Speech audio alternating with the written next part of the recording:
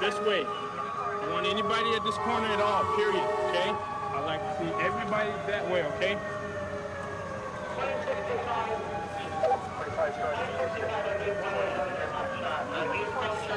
People understand? I want you that way, please. Very much. Thank you. Go home.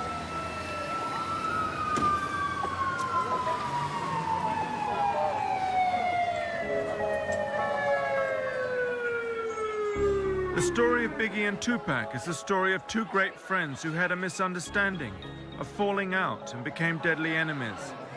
Their murders were explained as being the result of the rivalry that had grown up between them. This is Biggie. Biggie and Tupac always used to hang out together. Biggie's last album sold over 10 million copies. This is Tupac. He made $80 million in sales in just 1 year. It was the occasion of Puffy's birthday in 1994.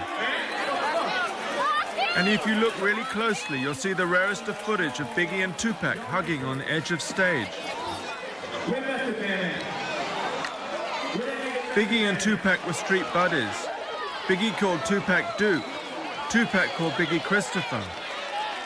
Shit, I got 357 ways. Simmer saute, I'm the winner all day. Like skipping to my down Biggie's whole way. My forte was a 4 days on the same.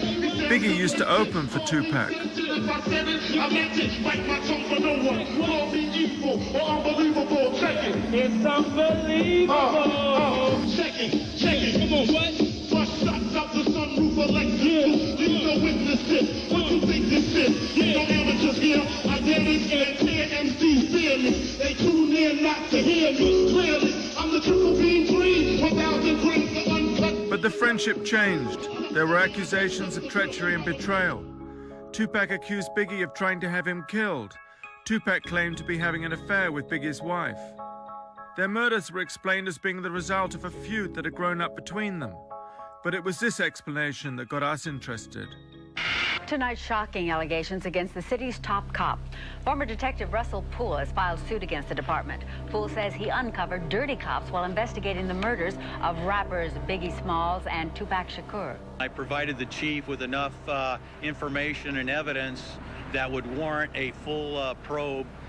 And at that meeting, I was ordered not to investigate any further. Here's a bulletin. State Police, Princeton Junction. Certain individuals of unidentified nature. Los Angeles, California. We're driving to meet ex-detective Russell Poole at his lawyer's office. Ex-detective Poole resigned after 18 years on the force when he was prevented from investigating fellow police officers whom he believed to be involved in the murders of Biggie Smalls and Tupac Shakur. Russell Poole is currently suing the Los Angeles Police Department. This is the office of ex-detective Russell Poole. Hi. Thank you. We'd been having a real struggle with Russell's lawyers. They were refusing to allow us to interview him, despite endless lunches and happy hour cocktails.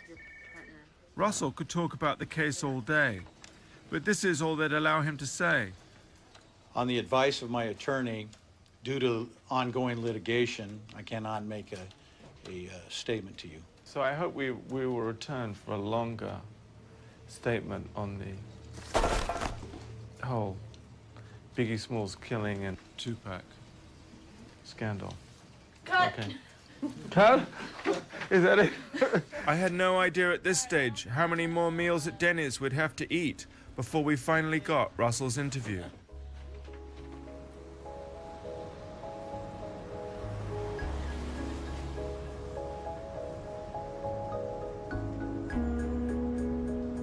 In the meantime, we went back to the East Coast where both Biggie and Tupac were born and grew up. We traveled to Baltimore. Tupac lived here for what he called his happiest and most settled years. Tupac's life was complicated. His mother an ex-Black Panther, no visible father, constantly moving from place to place. It was here in Baltimore that Tupac got his training in the performance arts. Tupac loved acting. Here he is in a wig, impersonating Rick James.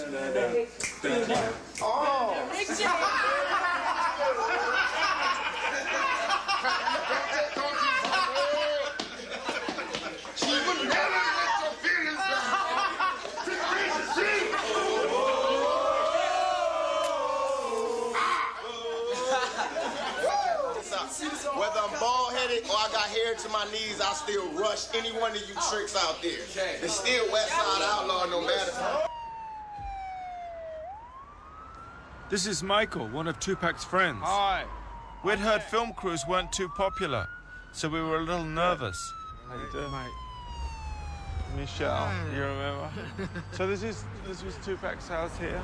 Yeah, That one there? first floor apartment. First floor apartment. Yeah. That's where he come from. Michael was trying to sell us some of Tupac's earlier unheard music, probably now worth several $1 million. Here he is talking to Dana, who co-owned the music.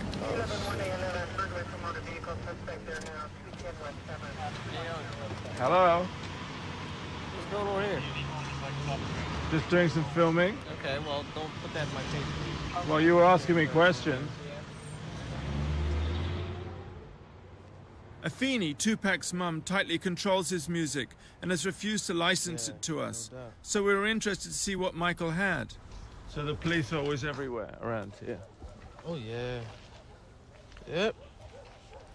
It's a bad neighborhood. It's a bad neighborhood. Yep. What is this exactly? Some music we had for a while, Tupac, and a few of us that we did years ago. I'm having a bit of a problem with the helicopter. Okay. I see. Do you think we should, do you think we could just make a copy or something? Because I'm getting terrible noise. You really make no copy. No Listen to it, yeah. You can listen to it, though. Yeah. It depends. You can't really get that up for free. Right. How much do you think you'd want for it? I really couldn't put no price on that, but Dude, what happened there? I don't know. Something wrong with And that, unfortunately, was the closest we ever got to Tupac's music. This is the school where Tupac trained as an actor. Hi. Hi. Welcome to the Baltimore School of the Arts. Thank you very much. Tupac received a formal training here in acting, music, and poetry. We're going to see Tupac's favorite teacher, Donald Hicken, who Tupac said he had adopted as a surrogate father. He was just on all the time, and with an incredibly contagious personality. I think people were just drawn to him right away. He had charisma that was astounding. I think people just wanted him to like them and wanted to be his friend and wanted to hang with him and wanted to be around him. He just had that kind of magnetism that he came in with. That was nothing we gave him. That was all factory equipment with him. What, the smile usually? The smile, I said, yeah. He had a fantastic smile, lit up his whole face, beautiful eyes, and when he fastened them on you, whatever was in those eyes, that was where you went. Donald said Tupac easily had the range to do Shakespeare.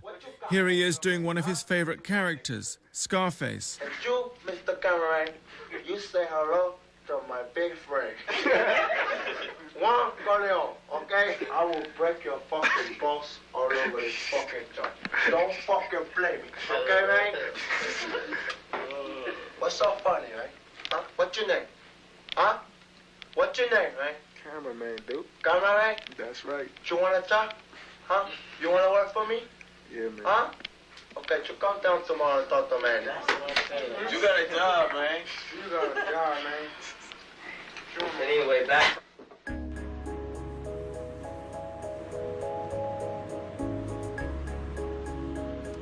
For a long time, Tupac didn't know who his father was.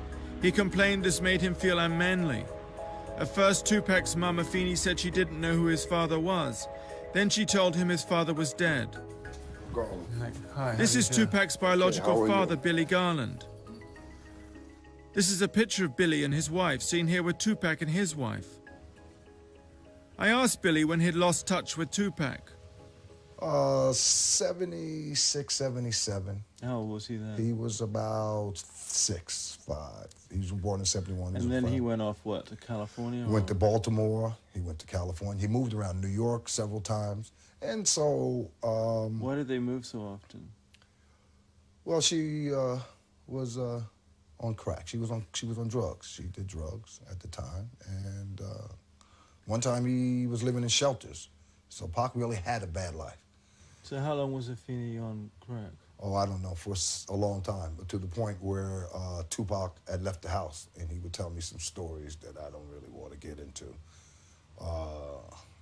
that occurred around his house, that things happened, but he wasn't like the favorite son that everyone's pretending that he is now. Matter of fact, he told me some stuff that made me laugh, that they would make fun of him because he was somewhat of a handsome guy, and everybody else was kind of, let's say, dark-skinned. And he was somewhat brown and light-skinned, and they would call him ugly. And he told me that, and he also said that that only lasted until he became a star, and then he became the favorite son. This is a picture of Tupac and Afeni taken on Mother's Day. Whatever problems there might have been, Tupac was very loyal to her. Billy himself re-established relations with Tupac in 1994 after he heard over the radio about Tupac being shot. This shooting was not fatal. It happened 2 years before he was killed in Las Vegas, and it was for this attack that Tupac blamed Biggie. He was shot in various spots all over his body, growing, arm. But they had said that he had his testicles shot up. And the first time I went to visit him after that, he made it a point to show me that he did not have his testicles shot off. And then he went like that, and of course, I knew he was my son. Oh, really? You want to... I don't want to, no, I don't want to touch on that. Did you say that Biggie visited him at the hospital when you... Yes, he did. And he introduced himself to me. I thought it was quite nice. He didn't seem like he had anything to do with what had just happened. I didn't think anything of it at the time, but he just approached me and said that he was Biggie, and I hear you're Tupac's father, and anything I could do to help in the situation, please let me know. Ex-Detective Poole called up. He's convinced that LAPD officers were involved in Biggie's murder. You know, had it been just your ordinary drive-by shooting by some unexperienced gangbangers, we would have solved it a long time ago. You got to think to yourself, well, who could do this and get away with it? Cops. If there are cops on our force that are willing to do stuff like this, you have to look at them. You really do. Biggie grew up in this street, St. James's Place in Brooklyn. He lived here in this house until he left home aged 20. His real name was Christopher Wallace. Biggie had a very close relationship to his mother. You know, being in the streets or whatever, I done been through so much. My mom's done been through so much. It feel good to just have her at ease. You know what I'm saying? Knowing her son is cool and he ain't in the streets doing no wrong. He trying to make it happen. I got to stay on a positive vibe. All my people's got to stay on a positive vibe, you know. The negativity just brings failure, you know. And we ain't trying to fail in this game. We trying to succeed. Biggie was loved in the neighborhood. His funeral was a massive event. When someone put on Hypnotize, the whole place erupted.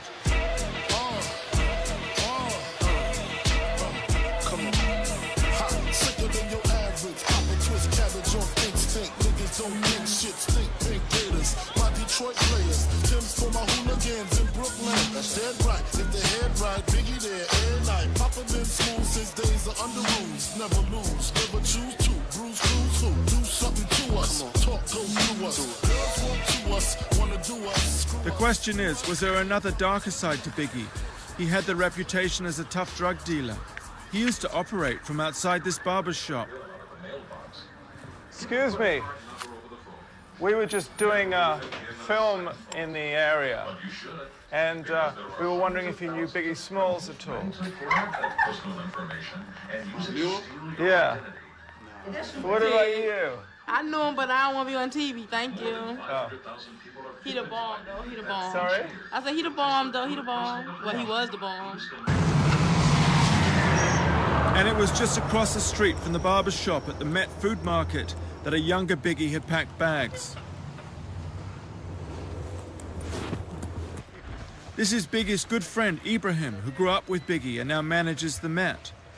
So he used to work in the store? He was packing bags. Yeah, packing bags. Was he a good He was a good bag brother. packer? He was a good kid. He was a good kid. You know, he wasn't a bully and all like this. He used to come here and pack bags and make a few dollars.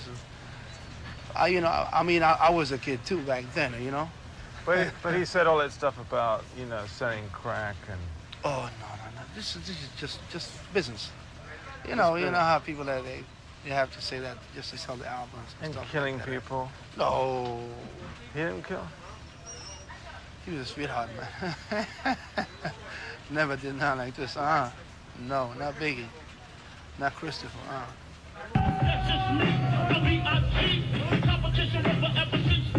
And it was just round the corner Biggie first started rapping.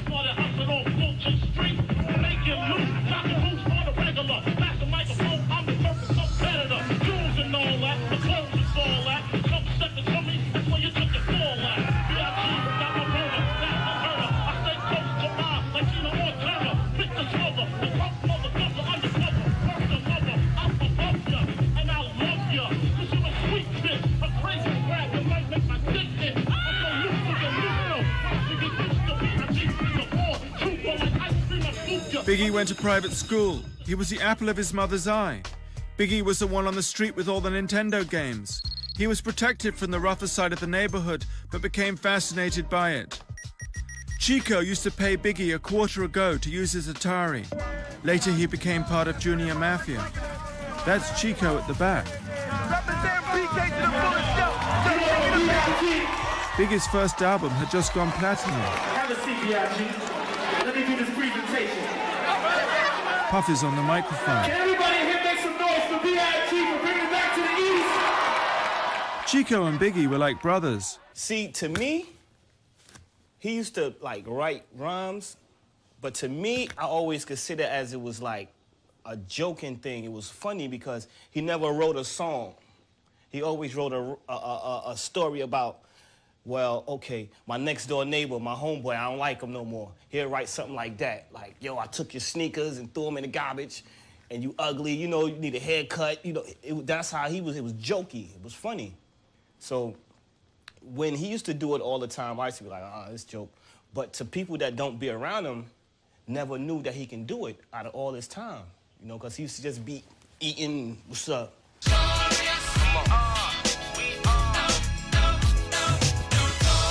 We went to see Biggie's mum, who lives on this private estate. Ringing king, struck necklace, igloo, ringing things for the bitches. You see them rims spinning grin, that shit with the beat trimmed and wing. Biggie lived in this house. This is Valletta, Biggie's mum. She was a school teacher and she appeared in Biggie's first video, Juicy. Valletta had received complaints that I'd barged into the barbershop and disrupted the market. She insisted that I adopt a more ingratiating style. My son is a poet, was a poet. He was a writer. And my son, he would be the first to tell you, I write what I see, and I write and rap about what I hear. People's experience, some of them my experience. Was it filth? Yes, it was filth. Some of it was filth, but it was a filthy story. A story that was out there, a story that he wanted to be told. I mean, how would you describe your son as a person? Oh, he was somebody at times you want to kill, you want to strangle, but I'm his mother. He was a very generous person. He was and gentle at times, very loving, very sincere, and sincere to his word, to his friends. And my whole crew is lounging, celebrating every day, no more public housing. Think looking back on my one-room shack. Now my mom pimps a act with minks on her back. And she loves to show me off, of course. Smiles every time my face is up in the sauce. We used to fuss when the landlord dissed us. No heat, wonder why Christmas missed us. Birthdays was the worst days. Now we sip champagne when we thirsty. Damn right, I like the life I live. Cause I went from negative to positive. And it's all I asked Valletta whether it was true when Biggie sang about his one-room shack and no food on the table. Well, to me, that's a part of an alter ego. That's the rags to riches person that he wants to sing about. In all my son's life, my son left my home when he was 20, and there was not one single second when I didn't have food on my table. I have a 7.5 room apartment. I heard I live in a shack. Oh, you said it was a shack? Yeah, my son said it was his one-room shack. I asked Valletta about Biggie and Tupac's friendship. She blamed its breakup on a dispute between Suge Knight at Death Row Records and Puffy Combs at Bad Boy Records. All it was is a Puffy and Suge Knight war. Suge Knight, for some reason, had a friend or a cousin or a nephew got shot down in Atlanta, Georgia. He blamed Puffy and hell break loose. So if that's the case, Puffy, Suge Knight, solve your damn problem. They should have done that. So that's where the East Coast, West Coast thing came. Everybody wants to be famous, so they went to the newspaper and gave their own little stories, and everybody started East Coast, West Coast. East Coast was Puffy, West Coast was Suge Knight, East Coast was Biggie, West Coast was Tupac. Come on now, you're messing with lives here, and that's exactly what happened. 2 lives were lost as a result of what? Stupidity? The dispute between Suge Knight and Puffy started at the August '95 Source Awards, when Suge Knight publicly insulted Puffy and appealed for Biggie to leave Bad Boy and join him at Death Row Records. Any artists out there want to be an artist and want to stay a star, don't want to have to worry about the executive producer trying to be all in the video, all on the record, dancing. Come to Death Row.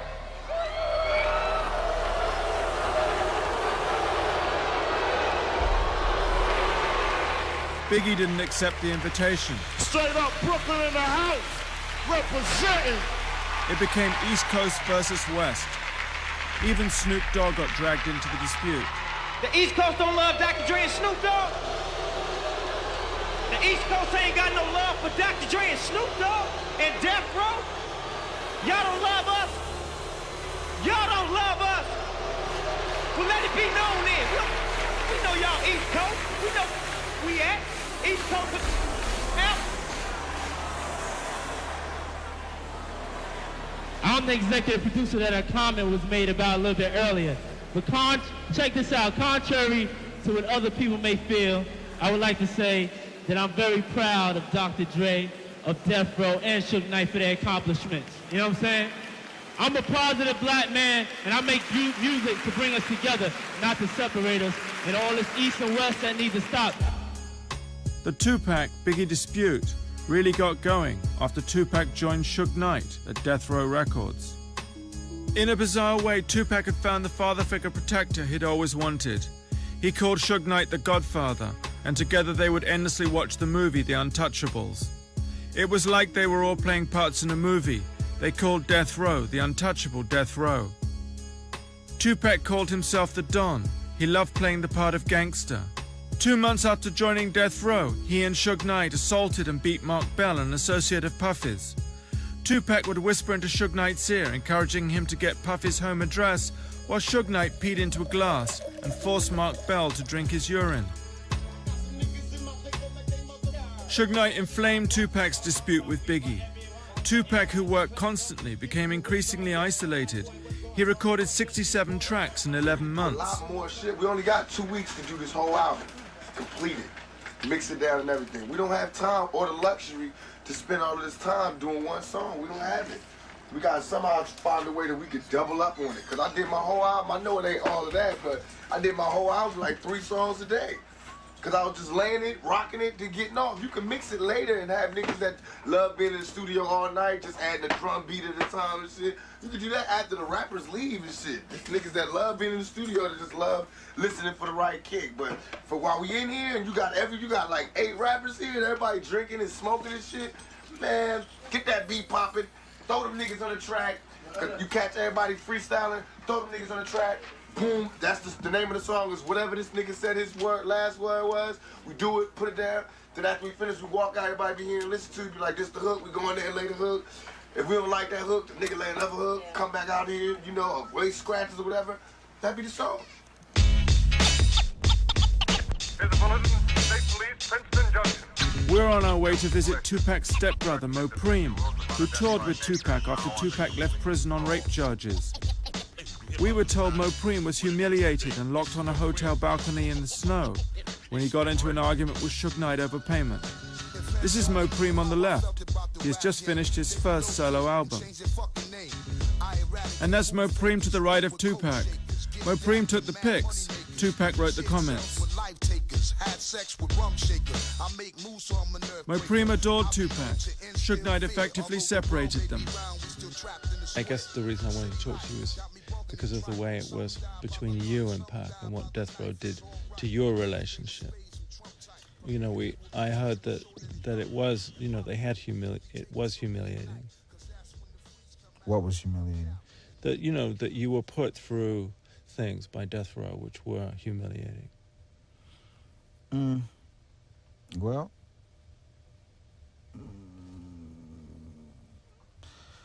the only humiliating thing was being broke.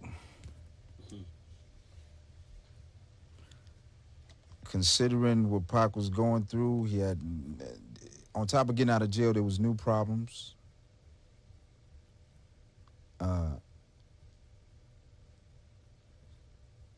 So the plan... Unfortunately, we ran out of sound. I sensed the interview wasn't going too well. Ask you a question and then throw in a soundbite and have you say something to sound I'll sue the fuck out their ass. I'll go and break the bank on their ass. Like you just said, like I just told you, you dealt with Death Row. You know what I'm saying? I mean, with Pac, you didn't deal with Death Row. Sometimes you wasn't humiliated by Death Row. Made you annoyed. I'm sorry. Listen. I'm not here. Peace in the Middle East. Peace in the Middle East. All right. Okay, I'll put it like this. I dealt with Pac. Pac dealt with Death Row. But you want to hear about the humiliation. There was humiliation. Sometimes I felt bad. Sometimes I felt good. You know, we're from the street. You know, there's all that go down every day in the street. You know, sometimes you win, sometimes you lose. But I mean, and I'm not going to. I'm gonna listen to this closely. Right. To judge a character of a man, judge how he comes back from hardship. Check me out. Check me out now. Roll it. This song is written for Mo Preem's family and Tupac. Mo Preem's father, Matulu, Tupac's stepfather, is a Black Panther serving 60 years in prison. Creep back to town up on everybody real slow. They ran me out about 5 years ago. I was a little bit harder, a little bit smarter. Just like my father. Auntie Asada, family of riders. Well known to Interpol, principle, don't spit, it's political. Most critical of go-getters, bang with us, slang with us, got you chopping up the game with us. Khomeini still raw on the outskirts of the law. Kicking in your door with the long fall. Motherfuckers ain't guilty, they were just scared for all that shit you said. That you thought that we would stand for, shit eyes and fled. Left my dog for dead. Riches and name squandered, and now you niggas gonna pay for it. And y'all know it. And the greatest rapper that to ever touch the mic, tatted on his belly the words of thug life. It's the return of the outlaw, hands in the air. For my people getting money and you just don't care. For the hustlers, drugs, honeys, thugs. Most cops ain't shit and they can suck my dick. It's the return of the outlaw, hands in the air. Everyone said there were two sides to Tupac, the wonderful side and the not so wonderful. Suge Knight's influence brought out the worst. Tupac now started to wage a war against Biggie. Pretty spit I was spitting. Fuck out. Desmo Premium White trying to control Tupac. Tupac was losing control. That's my new style. Hey, have a good summer. Have a good summer, biatch! Tupac became obsessed with the idea that Biggie had tried to kill him. While I'm in jail, strangers is telling me, yo, you don't know? Biggie homeboy shot you. Cause they bragging, they telling they in jail. Yo, we just got Pac, woo, woo, woo. And that's why what I'm doing, I know what I'm doing. I'm destroying them. I'm destroying them. Biggie remained cool. I was more in the mind frame of keep your mouth shut, Big. You know what I'm saying? Just don't feed into it. If you feed into it, it's gonna do nothing but escalate. You know what I'm saying? I knew it wasn't true. Well, at least what I knew I was getting blamed for wasn't true. I can't speak for nothing else. You know, I wasn't there. But I know what he was blaming me for wasn't true. So it don't make no sense me sitting there trying to make records or hit magazines and TVs screaming how it ain't true. You know what I'm saying? If it ain't true, I just gotta egg it. Another theory about the Tupac-Biggie war is that the strangers Tupac referred to in jail, telling him Biggie's homeboys had shot him, were in fact working for the FBI, who had a policy to cause dissension within the hip-hop movement. The FBI were worried by the subversive qualities of hip-hop. They saw a definite connection with the Black Panthers. In fact, hip-hop first started around the same time as the Black Panthers. The Watts Prophets, the first hip-hop artists, developed as a political reaction to the Watts riots. Tupac's mother, Afeni, seen here, was a Black Panther, and so were many friends and family members. Dan Quayle, the vice president, criticized Time Warner for releasing Tupac's records, as well as Ice-T's Cop Killer. I might just say one other thing that is in the category of family values, and that is this latest rap record, Cop Killer. Now here you have a responsible corporation, Time Warner, putting out and distributing a record and making money off a record that says it's okay to kill cops. I find that outrageous. The lyrics are outrageous. The lyrics like die, die, die, pig, die. And yet you have a corporation that defends putting out this record because it is constitutional.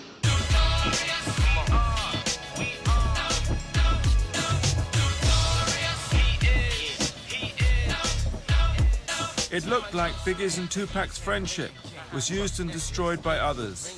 Dan Quayle's outburst caused Time Warner to dump Interscope, its subsidiary that released Tupac, who in turn offloaded Tupac, the troublemaker, to Suge Knight at death row. But we had some good news. Ex-Detective Pool's lawyer, Leo, has finally agreed to let us interview him. This is Leo's office. Oh, yeah, okay. I think you're expected. Are we? You're half hour early. I know, I just thought we could at least get ready in, because I know that he's in a bit of a rush. Actually, no, you can't, because I'm not ready. Oh, you're not ready? Pool's not here, and hopefully Leo will be here by 1. Okay, so, well, we'll just wait. Yeah, we're just on a tight schedule all right. today. That's so. all right. Out of desperation, meals at Denny's had become $1,000 dinner tickets for Leo's Senate campaign. It looked like it was all going to work out fine. We saw Russell Poole go in, but then nothing happened. It seemed that Leo had changed his mind again. I'm sorry to keep you waiting. Okay. I've got that news for you. And I'm going to apologize profusely, but Leo just called. I've been expecting him to be back by now. Could you please stop rolling, because this has nothing to do with the interview.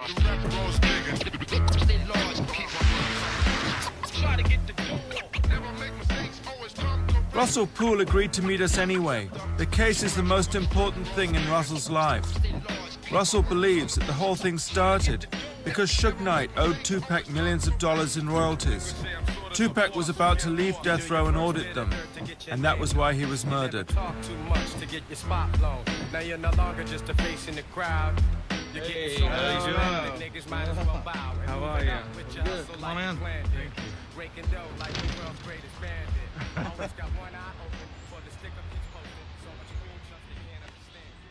Oh, there's Elvis. Russell now follows developments with a case on his computer. Is he one of your favorites? Yeah, I do like Elvis. Russell was an apple pie, all-American kind of cop. His father, an ex-Marine and ex-sheriff, was his hero and role model. Russell is one of those cops who says he bleeds blue. He's an old-school type of cop. So it's great we were able to do this finally. Yeah, well, don't tell Leo. Would you get that on? Leo'll be pissed. And do you think that there was a connection between the Tupac Shakur killing and the Biggie Smalls killing? Well, that's basically what it appears to be, a retaliation. Okay, and I think Suge Knight wanted it to look that way. Okay, but you know, had we been able to aggressively investigate and had the heart to connect the two and do a thorough investigation, I think we probably would have found out more information. And why didn't you? Well, you know, there's a lot of factors, but I think the fact that law enforcement officers were working for death row, and that was a scandal in itself, okay?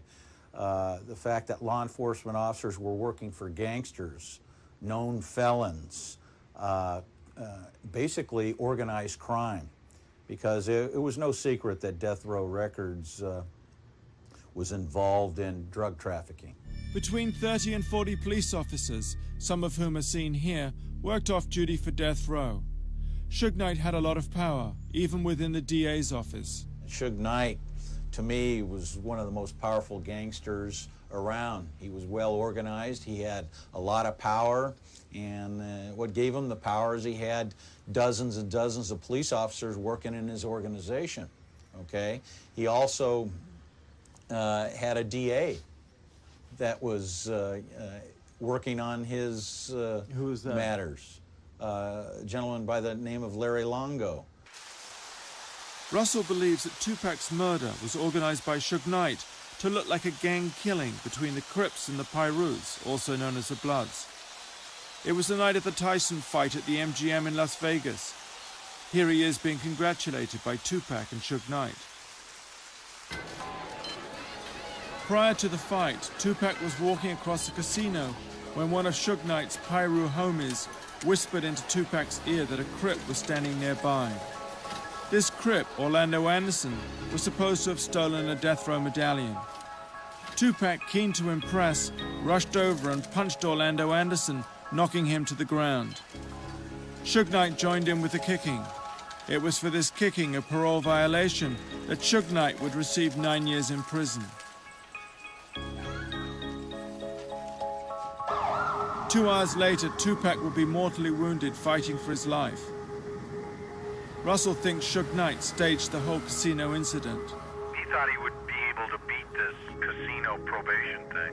He really did. It just backfired on him. There's nothing he can do for his defense, because the whole reason for that setup in the casino was to provide a motive, you know, for Compton Crips to do the hit on Tupac, when in fact Suge Knight's people that he hired was going to do the hit. See, it's very smart. I mean, if you study any of these mafia flicks, I mean, it's just perfect.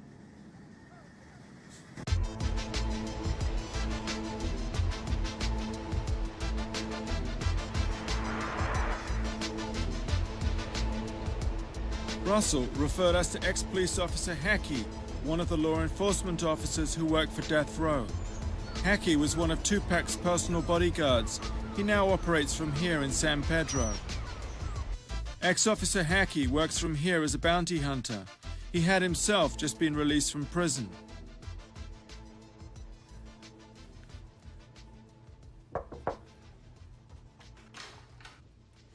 Hello. John, how you doing? Hackey was incarcerated for having a trunk full of AK-47s. So when did you actually get out?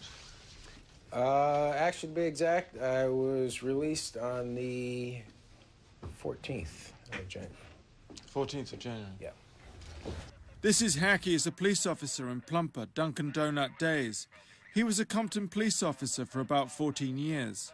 I asked him if being a police officer and working for a criminal organization wasn't a bit of a contradiction. I think primarily Death Row Records, in a sense, hired individual officers, I mean, who were, in a sense, officers who would, you know, as I said, we see but we don't see. But isn't that a compromise? In a sense, I mean, most departments have off-duty work policy. So it's all right to see drugs when you're off duty, and it's not all right when you're on duty? I can honestly say, I would say that was compromised. As man as my witness upstairs. Isn't that the word, compromise? Based upon the statement you said, yes, but I have never seen any drugs. But you were aware, you said. I had heard, but I have never seen anything with my own eyes. Well, we're going backwards because you were aware about 30 seconds ago. I was aware of certain things that I've never seen any drugs. No. Hackey witnessed heated money disputes between Tupac and Suge Knight. At the time of his death, Tupac was owed over $10 million by Death Row.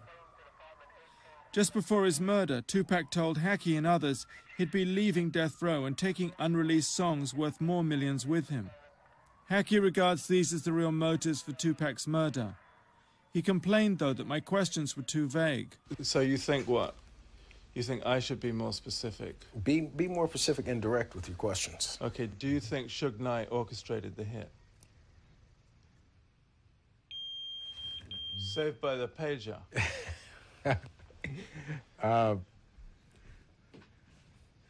Based upon what I've been told within the industry and based upon what I knew for a fact that was going on, see, Tupac was leaving a record company, okay, because Tupac didn't need Suge Knight. He'd had several other offers. I would have to say, in a sense, that he had something to do with the orchestration of the shooting of Tupac. So tell me, do you think that the two murders, the two killings, were connected? Biggie Smalls and Tupac? My personal opinion, again. Yes, I believe they're both connected. And do you think the same person was responsible for orchestrating the two? Yes. And that person's in Death Row Records? Yes. So why do you think Biggie was killed? I think, in a sense, Christopher Wallace just happened to be, yeah, he's a well-known rap artist, but I think basically he just happened to, based on the situation transpired with Tupac, the flame was lit. So in order to throw the attention off Death Row Records, this man was killed. Next best thing, it was an East-West rivalry. Let's make it seem as if Bad Boy Records had something to do with the shooting of Tupac Shakur, which by no means whatsoever was remotely the case. This is Suge Knight at his Death Row offices. I wondered if he was the victim of his own gangster posturings, the diamond earrings, the Havana cigar. This is the Suge Knight custom-made electric chair. And then there was a statement Suge Knight made about him and Tupac, seen here minutes before they were shot at.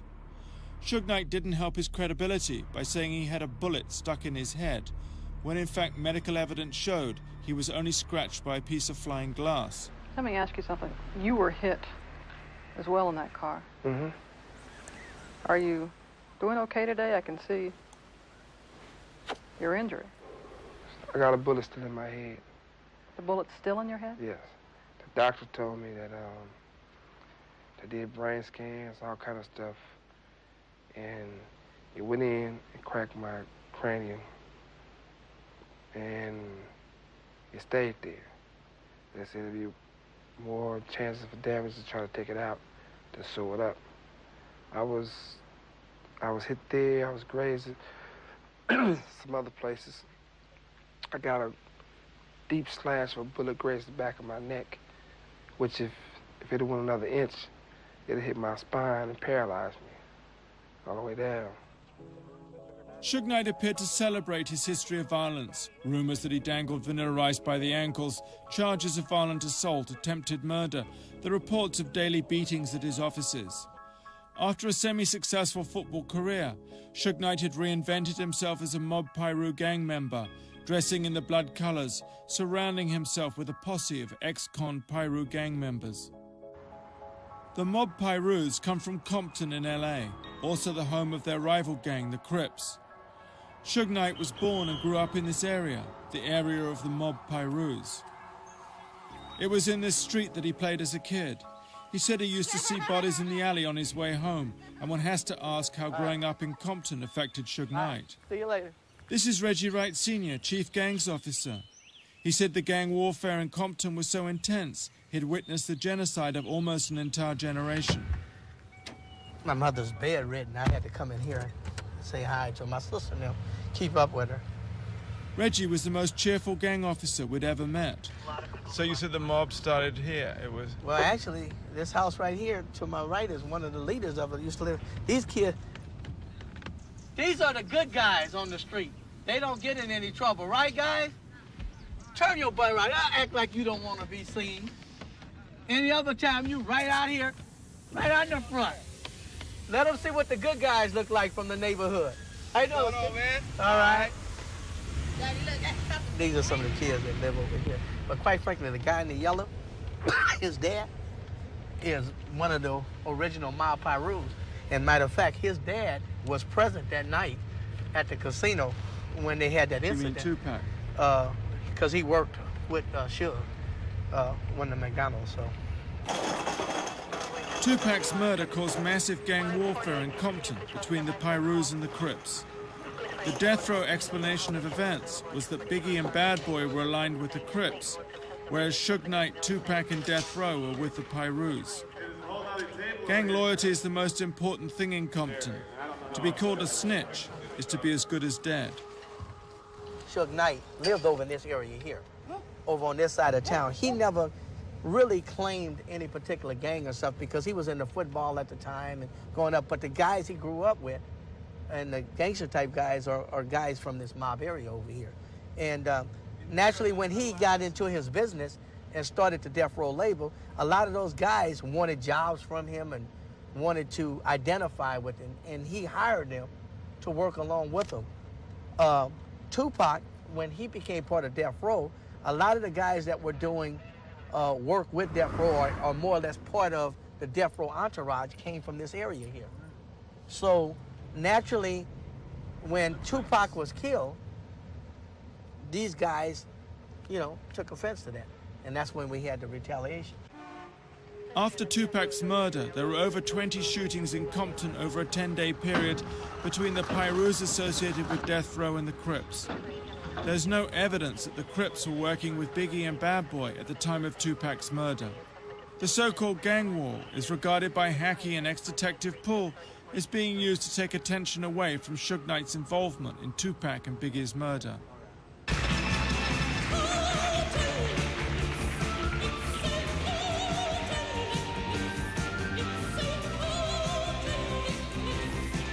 This is Tupac at the Milan fashion shows. We're going to see Frank Alexander back left, who was with Tupac when he was murdered.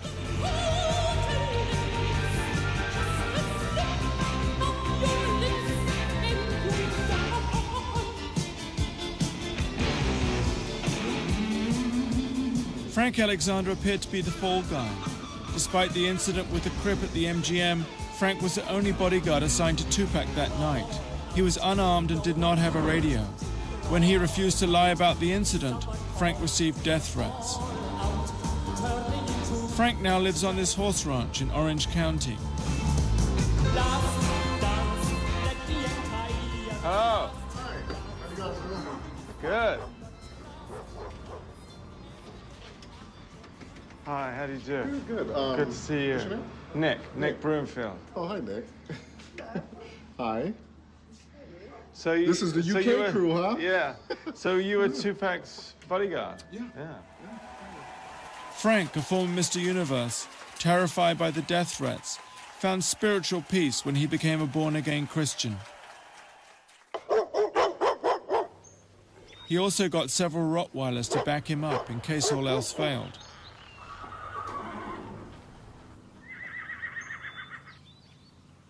Frank put on his favorite cowboy suit. Frank spent the year following Tupac's death severely depressed. He smoked a lot of dope and contemplated suicide. Frank wrote a book about his experiences as Tupac's bodyguard called Got Your Back. So, and what do you think? I mean, you mentioned in your book that there were, rumors that it was an inside job. I never mentioned in my book that there was rumors of an inside job because I had been on vacation prior to going back that day to Las Vegas to work, and I think the exact phrase you used in your book was that there were rumors that Suge Knight had orchestrated the killing. I didn't even say that in my book. Okay, so this is an exact quote from your book. Okay. Okay. It says, word circulated that the shooting was orchestrated by Suge. Word circulated. I think it did not circulate from me saying anything. No, I said that was the quote from the book. Okay. Word circulated. That it has circulated that Suge had something to do with it. The shooting was orchestrated. The killing was orchestrated by Suge. By Suge. Uh-huh. You're going to let the dogs on me? Yeah. No. Because I think in the book you also said that you were frightened that Suge wanted to kill you. It wasn't that Suge himself or had anyone say that he wanted to kill me. I was getting death threats. I got death threats indirectly through employees that were still at Right Way, people that I knew that were friends of mine. Or other policemen? I never heard it from a police officer saying that I was going to be killed or anything like that, but I was told by LAPD and also by Las Vegas Metro to watch my back and to be careful, because possibly something could happen to me. No, I just wondered why you wrote that you were frightened of Suge and that Suge wanted to kill you. I didn't say that Suge wanted to kill me. Well, I could give you another quote. I'm gonna help you on that. A friend of mine called me and said, Suge wants you dead. I go, what? He goes, DR. I go, DR? He goes, yes, Death Row Records wants you dead, which I have on tape. I have it recorded. Frank and Tupac were close. Frank also gave us this video hit shot of Tupac with his niece Lamaika. Tupac called Frank, Frankie. Tell Frankie to call me. Frankie, you call me when she tells you to call me Frankie. Why? Frankie goes to Hollywood. Hey, yo, Frankie. Frankie! Yo, Frankie!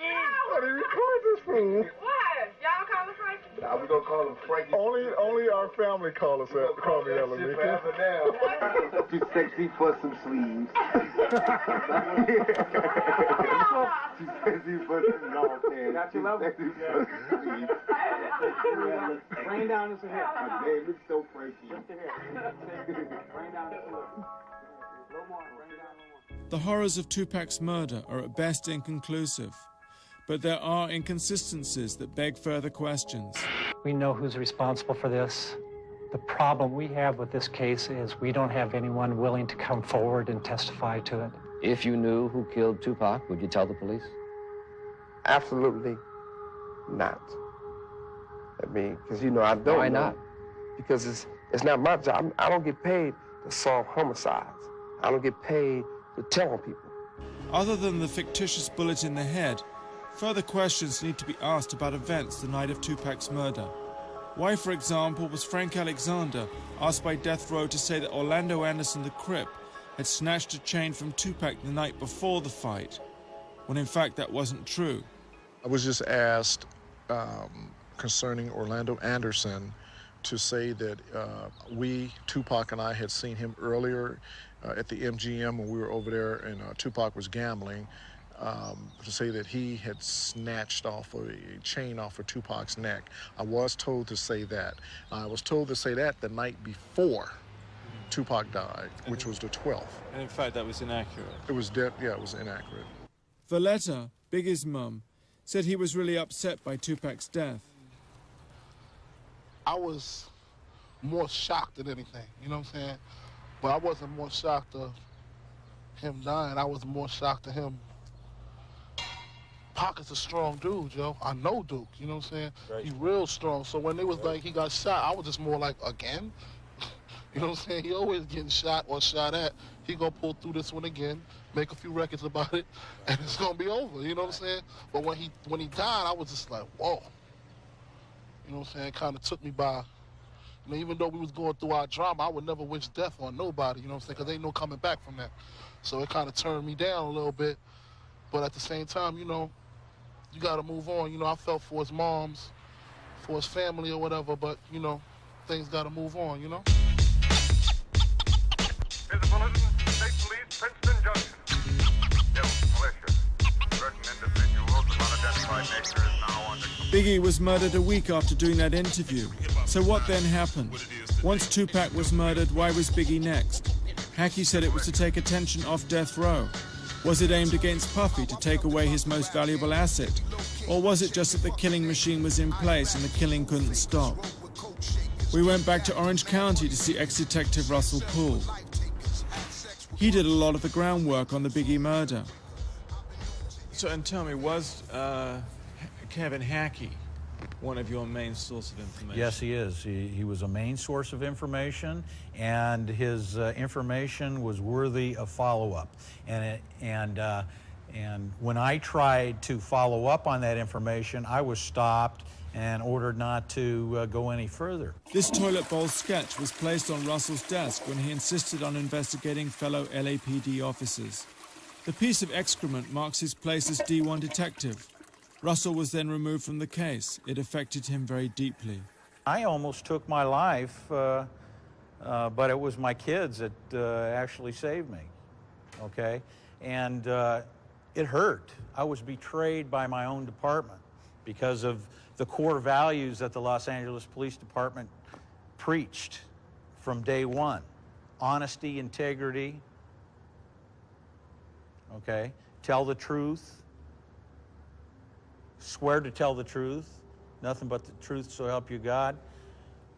Do a good job, do a thorough investigation, work for the community. I believed in the oath of office. I believed in the protect and serving the people. I really did. But on the inside, behind closed doors, that it wasn't the case. When it came to cops being investigated, we weren't serving the public the way we should have served the public. Biggie was murdered on March the 9th, 97, 6 months after Tupac. He was leaving the Vibe party at the Peterson Motor Museum in Los Angeles. It was a well-orchestrated hit. You got to ask yourself one question.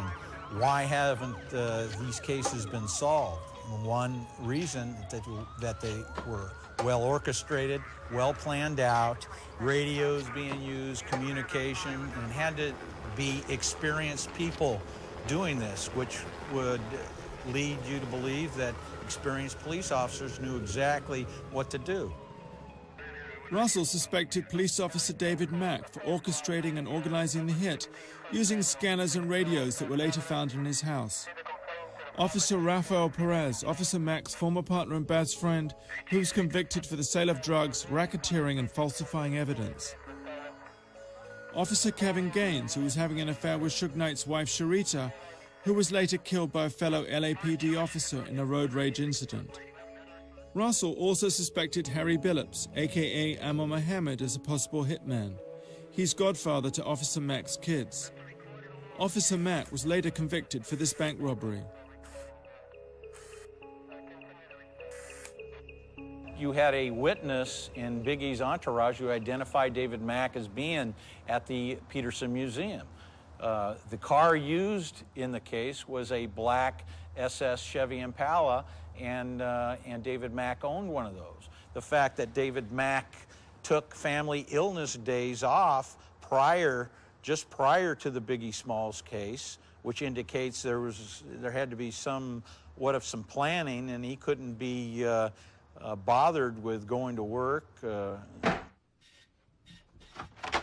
Officers Mac, Perez and Gaines were part of a bigger police scandal, the Rampart scandal, linking officers throughout the LAPD to various forms of corruption.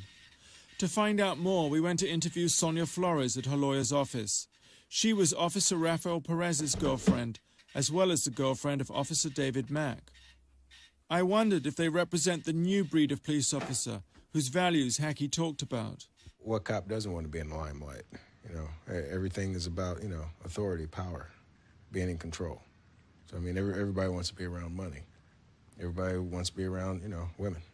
It's the nature of the badge.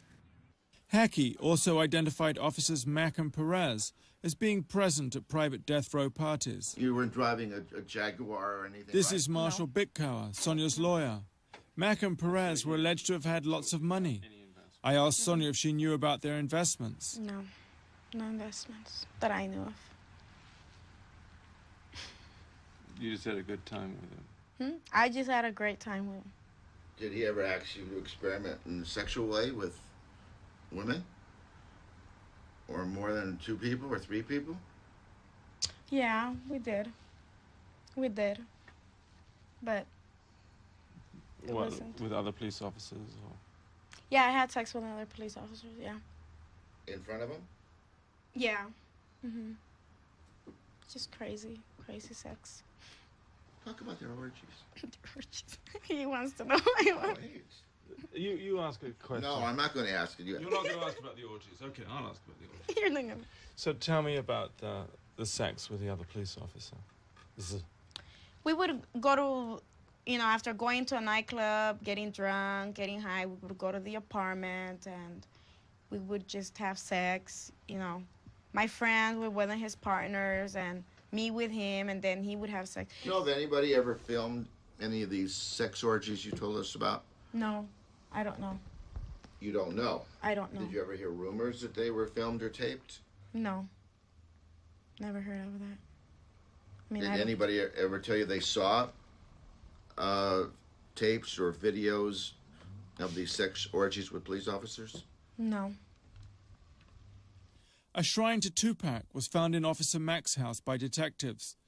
I wondered how much Sonia knew. David Mack was into drinking, into learning how to dance Spanish music. Raw Banks.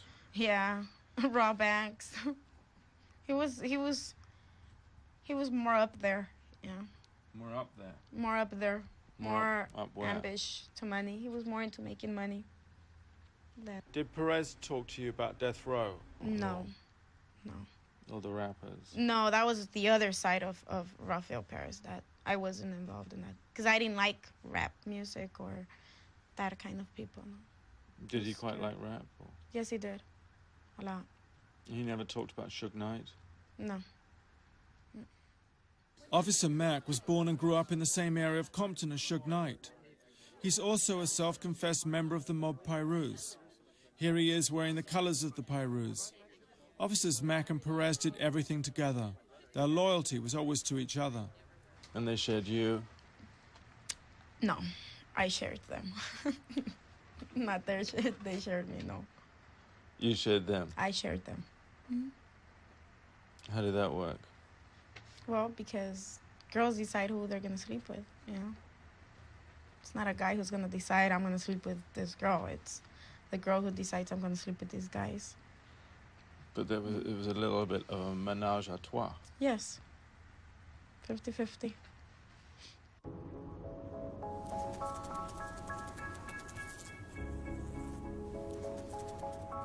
Police officers Mack and Perez used to pick up girls at lap dancing bars. It was there that they also met someone called the bookkeeper, who is now himself in jail. It had been very hard to meet the bookkeeper.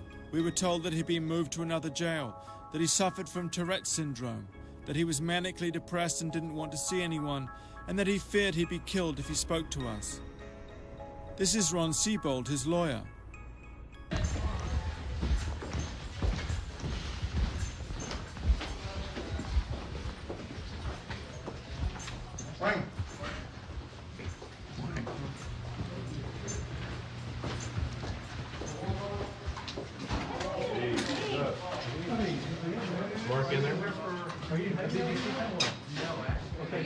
This is Mark Hyland, the bookkeeper. He's up for 37 counts of impersonating a lawyer. In February of '96, several LAPD officers, including Rafael Perez, Nito Durden, and David Mack, were at Fritz's in Bellflower, which is a gentleman's club, a topless bar. And at that meeting was also a gentleman, a rapper, Suge Knight, and some of his other associates and everything. And there was, in a nutshell, there was a hit taken out on Notorious B.I.G. They were talking about planning on how to get the monies and the weapons together. One of the individuals, I do not recall who, said, "Why don't we just get them from evidence like you normally do?"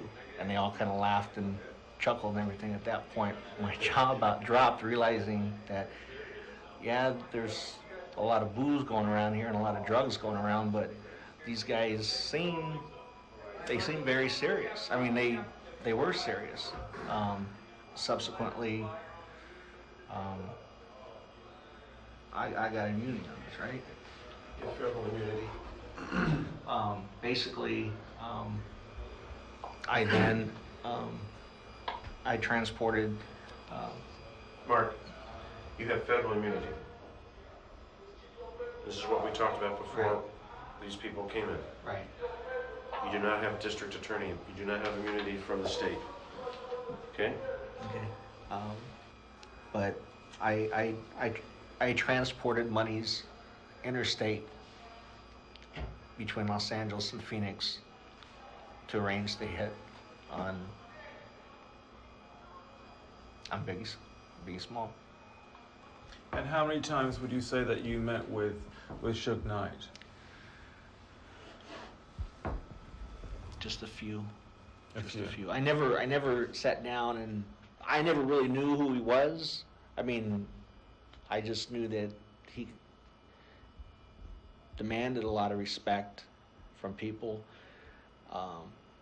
It wasn't until recently that I learned who he is and what he's done. And that's why, like I said, I wish I was making it all up, because I don't know what my life is going to be when I get out. And why did you decide to come forward with this information?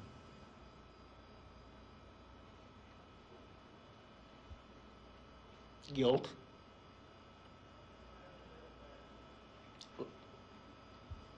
It was wrong. And I didn't want to be involved anymore.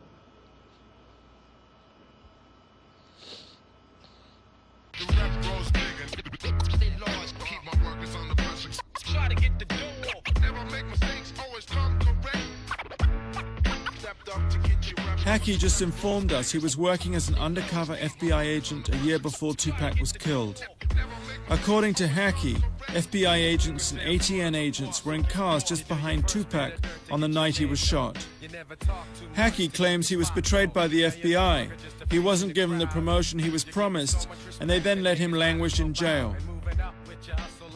Howdy. How you doing? We'd caught Hackey on the hop. I said around 11. Oh, Jesus. You guys doing okay? Yeah. Yourself? I can't complain. It's been a good day. So far. Hackey says he has the documents to prove his claims. No mail. No mail? So, did you manage to get those documents you mentioned?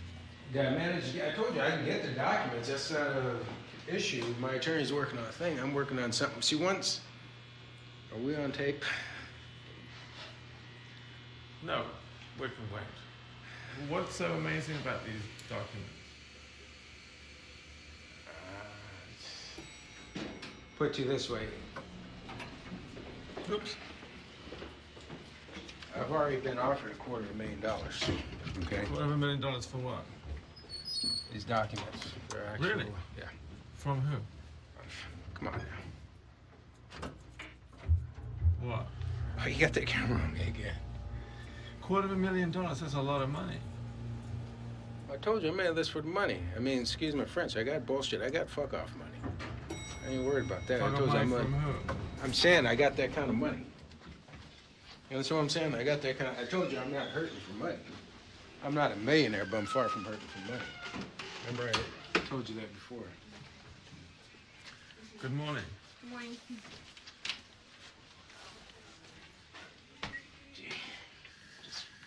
There's certain documentations which indicate certain people who were involved all along, certain people. In the killing of Biggie. I would say that'd be a true statement, okay?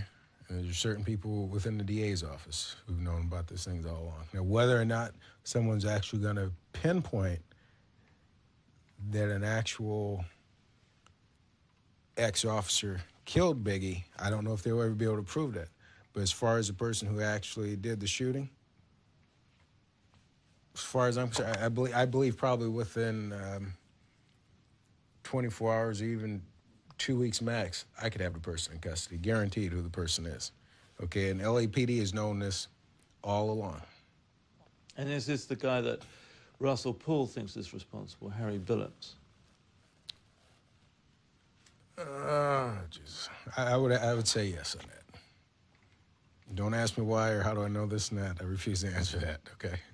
But I would say it's a good guess. It's a good, I'd say 99%.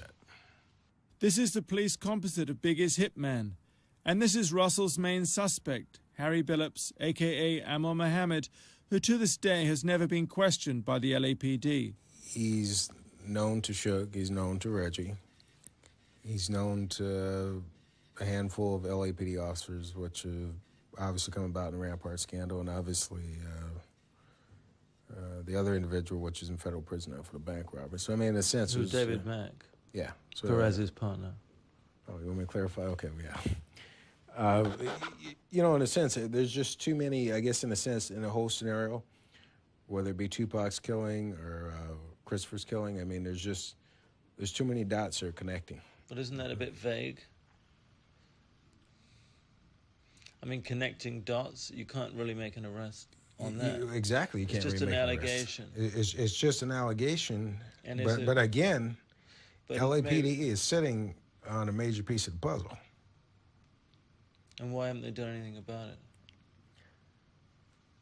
it? You know what, I don't know. Why was Russell Poole taken off the case when he originally brought, hey, Chief, you know, there's corruption, stuff's been going on in the department. Let's move Russell somewhere else. You know what I'm saying? Why are a lot of things done?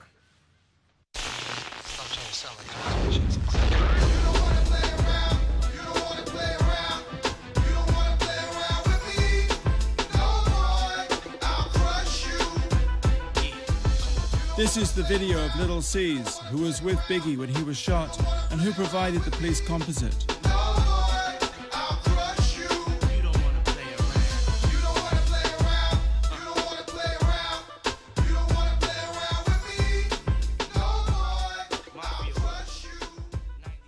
After many failed attempts to get Little C's, Valletta, Biggie's mum, took over.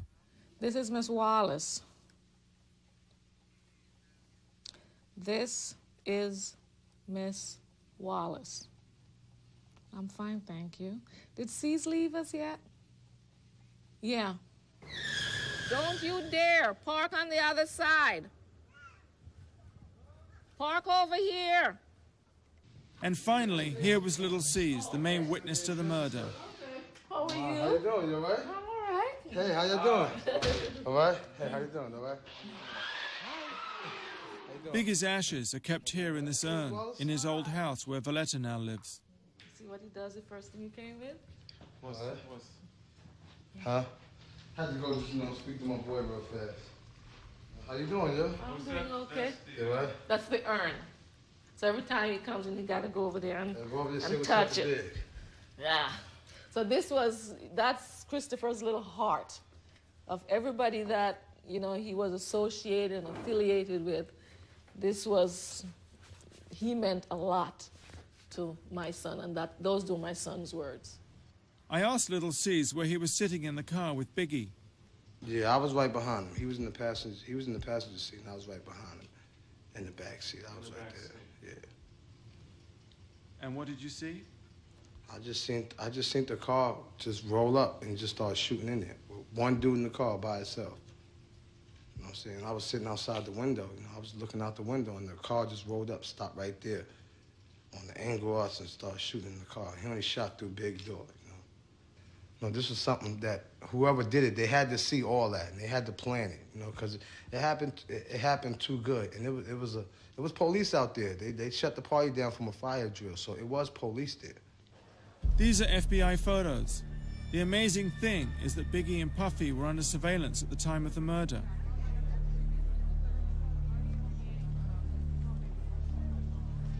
So did you see the FBI? Yeah, I saw them, and after the Biggie death, I had spoke to a couple of police, and I saw a couple of pictures that they had when they was watching us. They were showing me pictures of me, asking me who is that? And I'm telling them that's me. They asked me, who is that? That's Biggie's best friend, D-Rock. That's it. So they were showing you? So they were showing us pictures when they was followers and this and that. And they were showing old pictures that, that was in this house, that the police had in L.A. So, I was thinking, like, God damn, something real fishy is going on.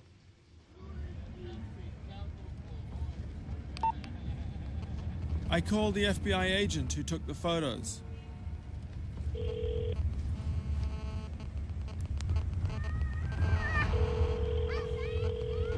Hello?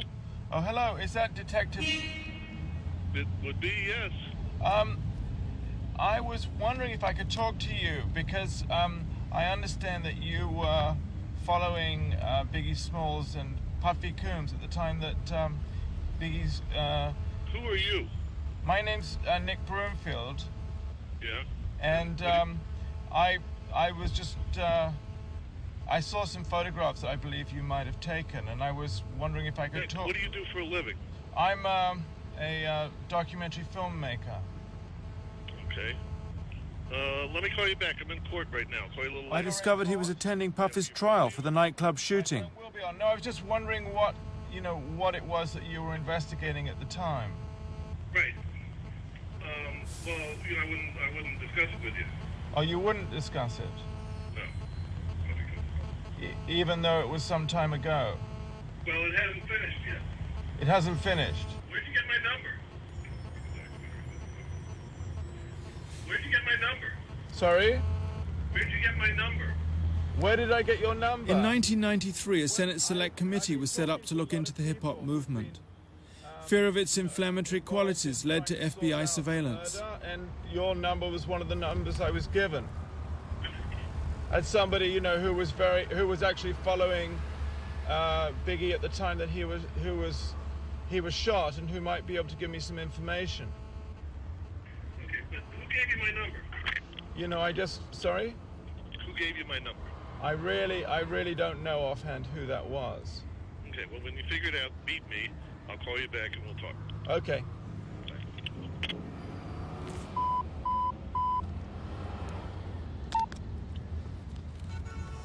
We went back to tell Valletta about the conversation.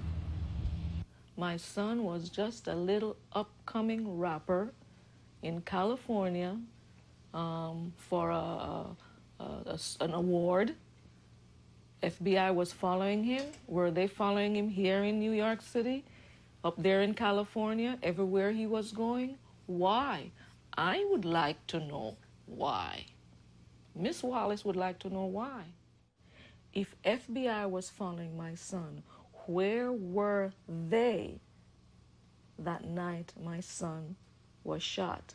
And why is it, if they weren't there, why is it that moment, that night, they were taken off? Those are questions that needed to be looked into. Those are investigations that need to be looked into. Biggie was unaware of what was going on. This was Biggie a couple of days before he was shot. How did it get to that day where you got to watch your back and have bodyguards? It's not just with rappers, you know what I'm saying? People gonna attack anybody that's a large figure, you know what I'm saying? They did it to Jordan, they did it to Tyson, they did it to Bill Cosby, you know what I'm saying? Right. They're gonna attack you if you're on top, you know what I'm saying? It's just your job to bob and weave, you know what I'm saying?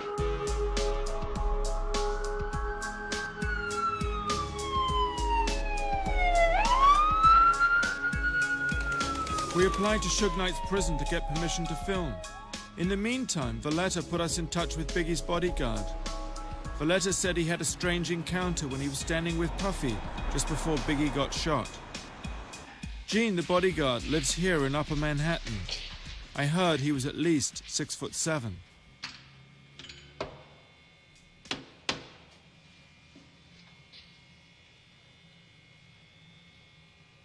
Like that, you gotta do somebody that's scared. You was knocking like you was scared, man. Scared? Yeah. No, I'm not. All right. How do you do? I'm good.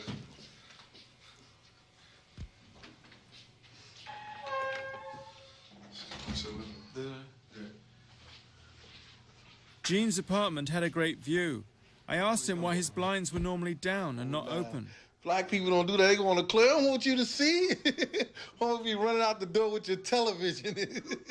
Yo, they got a TV and it's color. They don't want that type of shit. The blinds is a white person's thing. No, I didn't say that. Oh. I said having your windows wide open so everybody can see you, it's a white person thing. See, look, you can tell white people live over there. All the windows See all the windows are open? Look at the building. White people coming out that building. Yeah. Well, I'll bear that in mind. Huh? I asked Gene why Biggie's friends hadn't been more cooperative with the police. I wouldn't be talking to you if it wasn't for Miss Wallace. Yeah. You know what I'm saying? If she wasn't pouring on hard crying, I wouldn't be saying jack shit to you. You understand? I think, yeah, some of the other people in the whole crew should have came forward. Yeah, I believe that. You understand? Because I believe Big is turning over in his grave because people ain't coming to the forefront for his mother. They knew he loved his mother. He cared for his mother, whatever like that. You understand what I'm saying? Everybody do. Everybody care for their mom. You understand? And I just believe that maybe some people should have came forward, and then maybe people just want to just say, listen here, I'm going to leave this shit alone. You know, that's their own choice. I'm going to eat, man. You know what I'm saying? Bad Boy, Biggie, whoever, whatever. If I got to shovel shit for a living, I'm going to eat. I showed Gene the police composites of the hitman. So do you recognize any of these pictures here?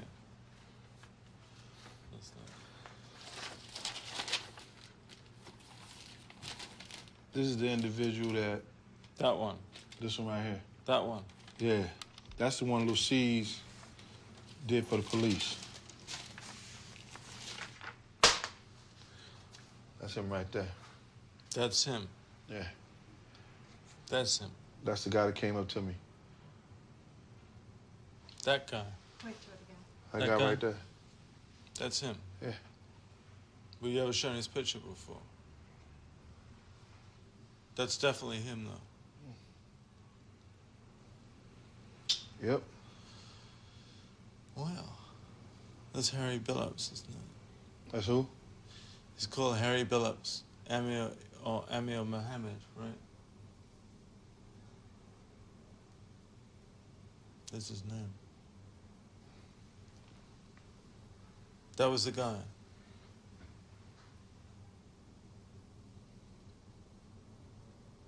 You can really remember a face that well. Wow.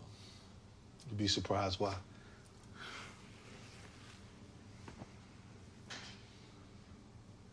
I can remember a face. You can? Yeah. Yeah. I believe you, actually. Mm-hmm. I had him to a T before P called me that morning. He said, a guy in the Nation of Islam shot Big. And I said, yo, dog, he had the blue suit, blue bow tie, white shirt, peanut head, receding hairline, brown skin. He was like, yeah, dog, how you know? I said, a nigga came up to me first. I said, he came to us first. He walked up the Puff van. And I got him off. And he was like, get the fuck out of here. I was like, yeah, straight up, for real. He came up there first. It's amazing the police never showed you that still picture before. Can't recall him. Nope. They never showed it to you before. They showed me a lot of other shit. You know what I'm saying? But they absolutely never showed you that picture. I can't recall them showing me that picture. Hi, Russell. We went to play Gene's interview to Russell. Hi. We got this big tape recorder. Who've we got on today? Stevie Nicks. Oh, I'm pleased we got you in your shorts finally. Good. This guy had a stronger cheekbone structure, whereas he looked a little sterner look.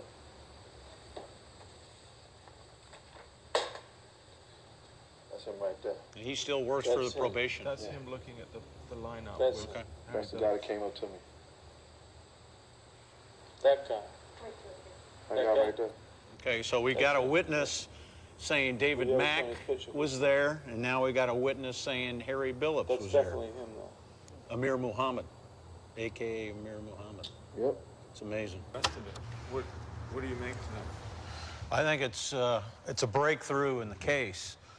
I think this is another example of how incomplete the investigation is and how they have tried everything or done everything to avoid the truth in the matter.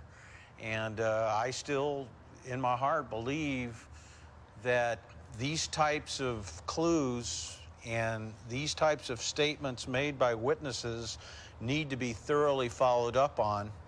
And I honestly believe that the players that we're talking about, David Mack and Amir Muhammad, are somehow involved in this case. And the department, time and time again, has avoided the truth. And when you add everything up, what other reason could there be? The reason being is because they do not want to expose to the public that Los Angeles police officers were involved in the conspiracy to kill Biggie Smalls. The most amazing thing in this whole story is that Officer David Mack and Officer Rafael Perez have never been questioned in connection with the Biggie Smalls murder. Neither has Harry Billups, aka Amor Mohammed, who we tried to contact through his lawyer. If nothing else, their names should be cleared. The question now is, with Tupac and Biggie dead, will the killing machine carry on? There was a news report that Suge Knight had threatened Snoop Dogg, seen here together in Happier Days. Snoop apparently is now frightened for his life. We wondered if this document had anything to do with it. After a concert at Universal Studios, Snoop Dogg was attacked, kicked and punched by people working for Death Row. When asked by one of the deputies if he knew who had killed Tupac Shakur, Snoop said it was the man sitting next to Tupac. When asked if he meant Suge Knight, Snoop replied affirmatively. Suge Knight's prison has come back, giving us permission to film. But I'm having problems with Death Row, who I'm having to negotiate with to interview Suge Knight. I'm dealing with this man, Reggie Jr., seen here second left, who's been running Death Row since Suge Knight's been in prison. Reggie Jr. is the son of Reggie Sr., who we'd so much admired and interviewed in Compton. Reggie Jr. had followed in his father's footsteps and also became a police officer before running Death Row. I remembered what Hackey had said about Reggie Jr. They'd served as Compton police officers together. If Reggie and I ever met one-on-one, I think it would probably be who's going to draw first. The other unfortunate thing was that Reggie didn't seem to be a great fan of my films. Because I don't want none of this Heidi Feist bullshit tape that you did, where you go and the whole thing was to show how you were so slick to get to Heidi, and everybody around Heidi was bumbling fools. And if you don't say that's how your documentary went on Heidi Feist, then you're not an honest man. Well, I hope that this will be. I don't want that to be. I hope this will be a much better film than the Heidi Fleiss film. I hope so as well. Oh, you thought it was really bad? I did say that. My whole point is, don't use us to get that type of work done. No, I mean, if you just be straight with us, and we'll tell you what we can and can't do. A lot of things we don't mind speaking. We don't like speaking on the Tupac thing because that's an unfortunate thing that happened. Unfortunately, Reggie was insisting that a death row representative attend the interview. I mean, I would gladly take him in there, and it's just, that's not my decision. Okay, well, see what you can do to help him get approved. And if you can't, then you can go. But I can assure you, Mr. Knight, or any guys that's I can probably even say any guys that's black in the prison won't be speaking to you. Why, really? I guarantee you that.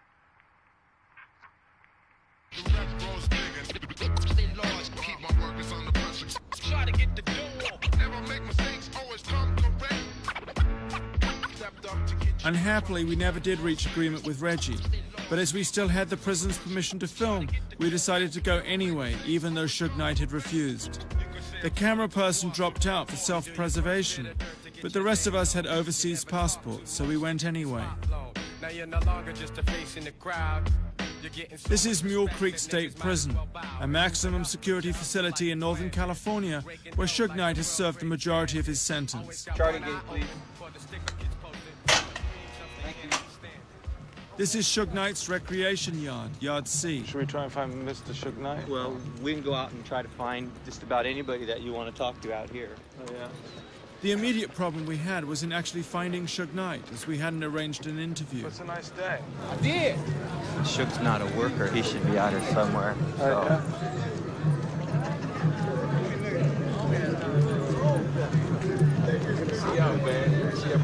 Come to the sides, Mark. What we could do... The cameraman, who I'd never worked with before, had the abdabs. Okay. We talk to them and find out. One more that side. We can go up to those guys with the guitars if you want and talk to them.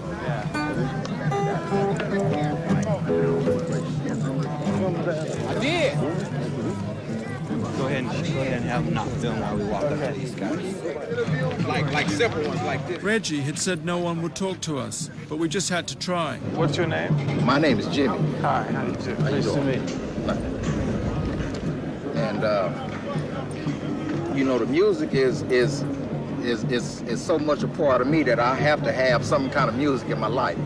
Do you know, we're looking for Suge Knight too. Is he does music? Yeah, he does. He's not around right now. I don't see him around. You don't see him around?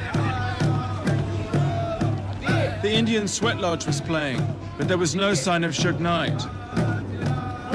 So he's not somewhere out there, though. I don't see him, do you? Only 15 on Should we just keep walking around the track?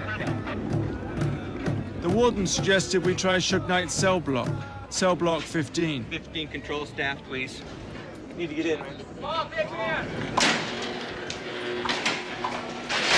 Be real careful about filming in here. Don't film anything until we get in here and decide what we're going to do. Okay. It was extraordinary to suddenly be in Suge Knight's cell block. Wow. We all looked round in amazement. To this table right here. Well, they got Subi with them, so... Yeah. 229. No, thank you. Yeah. And then we saw him at the far end on the phone. Maybe I'll go and ask him.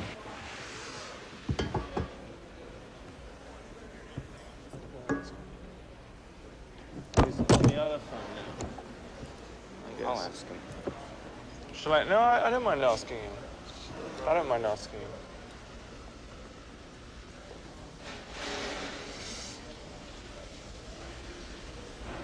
I'll just put this down and ask him. What do you think? You wait till he gets off. I'll go ask him. All right. I guess he's hurt his leg. Yeah, that's from his foot. What?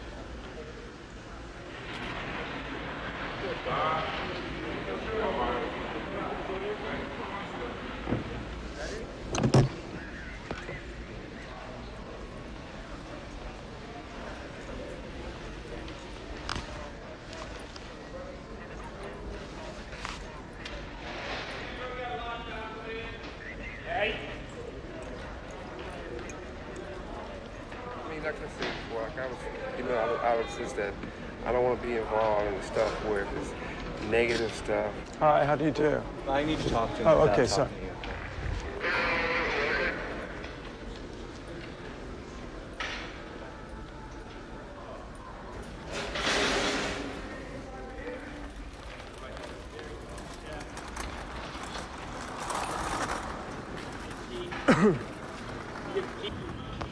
You running? I don't know what the warden said, but Suge Knight agreed to do a short interview. I wondered what Suge Knight would want to talk about in this, his first filmed interview at Mule Creek Prison. He's been in for 5 years. I heard he was on the warpath for Snoop Dogg. Hi.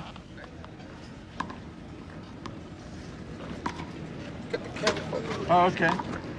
My cameraman seemed a bit jittery. It was like he wasn't there, dreaming of some tropical island in a better world somewhere else. I noticed he seemed to be looking around for a possible route of escape. Let me talk to you one more time. Okay. We're doing a benefit for some kids out there, too. Uh-huh. You know what I mean? I don't know if you talk to anybody from my office. You ever talk to anybody from my office? Yeah, spoke to Reggie. Right. You Yeah. talk to Reggie. I mean, I don't have to do this. No, I know you don't. But I do this because, you know, we're doing a piece positive for the kids. Okay. So I don't want to, there's no slander and funny stuff. It's what you want to ask me before we get on that? Well, I said, I gathered that you didn't really want to talk very much about Tupac. I agreed to no slander and funny stuff, and to ask Suge Knight about his message to the kids. And so, what is the special message you would like to send to the kids? Like I said before when you first came in, if it's anytime it could be anything positive to help with the kids, well, if they can see from if it's my mistakes or the next person's mistakes, we don't have to make the same mistakes. I'm all open for it. And what would you like to say to them about the mistakes? About the mistakes that I wouldn't, you know, everybody makes mistakes. And you got in the media what's going on today for is a lot of kids saying they get their input off of rap music or rap artists or entertainment. I think some of that can be true, but most of it, I would like them to understand that basically all the artists who's involved, and if they get in trouble, these guys have record companies backing that will get them high-powered lawyers. If they have high-powered lawyers, 9 out of 10, they would never ever, you know, come to the penitentiary. But the guys in the inner city, if they get in trouble, they have what we call a public defender, which is they're not gonna have the best. And they go to prison. And they go to prison for a long time. So they should model themselves on rap stars with big lawyers. No, they shouldn't. I mean, besides that, you know, you have certain individuals who's artists, and they might get in trouble. They might do a few things, but they well-known names, and they informant for the police. They snitches. Snoop Dogg. And if they get in trouble, they're gonna get a free pass. Like if you hear about it, there's several artists that would never ever come to prison. No matter what they do, you hear about it getting caught, if it's firearms, getting caught with drugs, doing this, doing that. Like who, you think? Well, put it to you like this. When you look at it and you think about it, you see that you watch the news, you follow the people's trials, people's court cases, or you follow what you hear, word of mouth, what you hear about the streets, about the guy getting 25 years because he had $2 piece of crack cocaine on him, or a guy got 10 years because he had a firearm on him. Then you get a guy for if it's not personal, so I don't want to make it seem like I'm slandering these guys' names, or if you hear about a lot of the artists, some of them used to be on death row, some on other labels, you might hear them getting caught with drugs, getting caught with a gun, stab somebody, do those type of crimes. They're not gonna come to prison. One of the reasons they're not gonna come like Snoop? Well, Snoop would never come. I mean, Snoop was on You know, we beat a murder trial for him, but then he was on probation. Then he got caught with 2 ounces of marijuana. Then he got caught with guns. And each time it's nothing. They're not gonna violate him. Because for the street guys know what I'm talking about. There's no puzzle. I mean, if you get a guy that constantly getting in trouble and never gonna come to prison, that's because he's an informant. He's a rat, a snitch. Yeah. You know, and they're more important to the police on the streets than in here, because they let them know what's going on. They might save their soul by telling on 3 or 4 or 5 other guys. You know, I'm from Compton, and a rat is the lowest you can go. A rat will do anything. But you don't think Snoop was a rat? I mean, I don't want to make Alice. I don't need to put nobody out there. 'Cause if I do, that's like a form of telling. But for the street guys out there, they know. They know this guy never come to prison. They know the only way to stay out of prison is one way. And you look at it, I got 9 years. The judge said he watched the tape 25 times. He couldn't tell if I kicked or just broke it up. The victim said I didn't do nothing, but I still got 9 years. I knew I was gonna have to pay a debt to society before it's coming to prison, because if you come from the inner city, you come from the ghetto, and you active off that block, you'll come to prison sooner or later. If you don't come to prison, there's only a few things, you know, you gotta be working with the police. Suge Knight is leaving prison in 1 month's time. He denies any involvement in the murders. Snoop Dogg is terrified, though. He has trebled his security guards. Kevin Hackey has applied for a special concealed weapons license, citing Suge Knight as the reason. And we were literally chased out of town by calls from Death Row and Afeni, Tupac's mum's lawyers, objecting to interviews we'd done. Suge Knight and Afeni now work together and plan to release some of Tupac's unpublished material. Just by chance, we logged onto the Death Row website, expecting to find a message to the kids. Instead, it was for Snoop Dogg, from Suge Knight.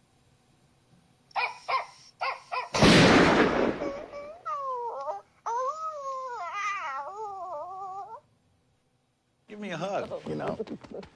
It's nice to see We introduced Valletta and Russell, who'd never met before. Because I came out into the press after I retired. Russell is helping Valletta with a massive lawsuit she's bringing against the LAPD for her son's wrongful death. It's expected to be one of the biggest lawsuits against the police department of recent memory. Valletta thinks the tragedy of Biggie and Tupac's friendship was that it was destroyed by outside forces. She's determined to find her son's killer. Valletta is someone we all particularly admired and cared for. She's shown such amazing courage in this whole story. It smells fantastic. Oh, I'm making you some delicious Valletta's appetizer. Oh, I did this. This was in the newspaper. Smells so incredible. This was in one of the hip-hop magazines. Was it? Yeah, but instead of chicken soup, I hope you guys like red meat. Oh, yeah. Okay. This is beef. It's like a T-bone steak I cut into little shreds and make my homemade soup. My son usually loves the soup. Valletta and Christopher had a great relationship. There is not a day I spoke to him on the phone and I didn't laugh. I remember once, I don't know where he was, what part of the world he was, but I knew it was maybe about 1 o'clock in the daytime, and I was mad at him. And I think I yelled at him, and he said, "You owe me an apology." I said, "Hell no, I'm not going to apologize to you."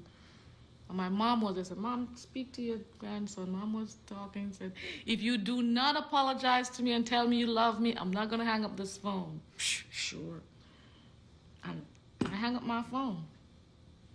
And I swear, maybe about an hour or two after, I picked up my phone.